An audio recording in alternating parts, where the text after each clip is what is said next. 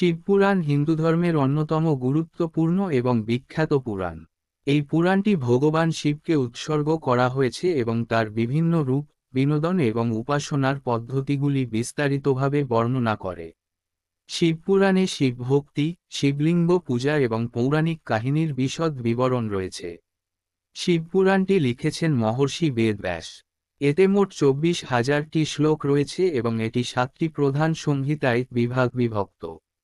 বিদ্বেশ্বর সংহিতা, রুদ্র সংহিতা, শতরুদ্র সংহিতা, কোটিরুদ্র সংহিতা, উমা সংহিতা, কৈলাস সংহিতা এবং বায়ুবিয়া সংহিতা।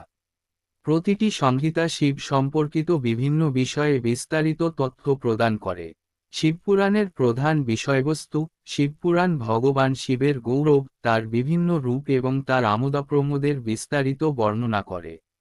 এতে অর্ধনারীশ্বর, নটরাজ, ভৈরব এবং শিবের অন্যান্য রূপেরও উল্লেখ রয়েছে।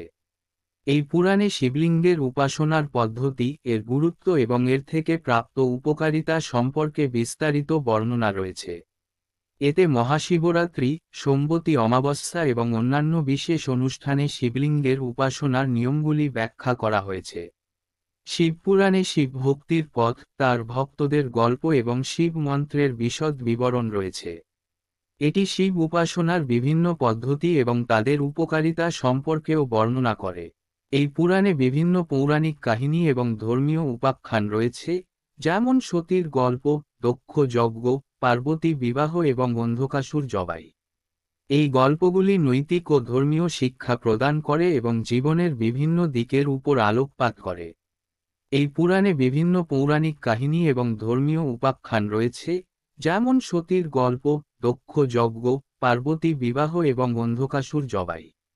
এই গল্পগুলি নৈতিক ও ধর্মীয় শিক্ষা প্রদান করে এবং জীবনের বিভিন্ন দিকের উপর আলোকপাত করে। শিবপুরাণে ধর্ম, নৈতিক আচরণ এবং জীবনের বিভিন্ন পর্যায়ের নিয়মের বিশদ বিবরণ রয়েছে। বর্ণাশ্রম ধর্ম, পারিবারিক জীবন এবং সন্ন্যাসের দায়িত্বের প্রতি বিশেষ মনোযোগ দেওয়া হয়েছে। এই পুরাণে যোগ, ধ্যান এবং সাধনার গুরুত্ব ও পদ্ধতিগুলিও বর্ণনা করা হয়েছে। এটি আত্মার শুদ্ধিকরণ এবং পরিত্রাণ অর্জনের উপায়গুলি বর্ণনা করে।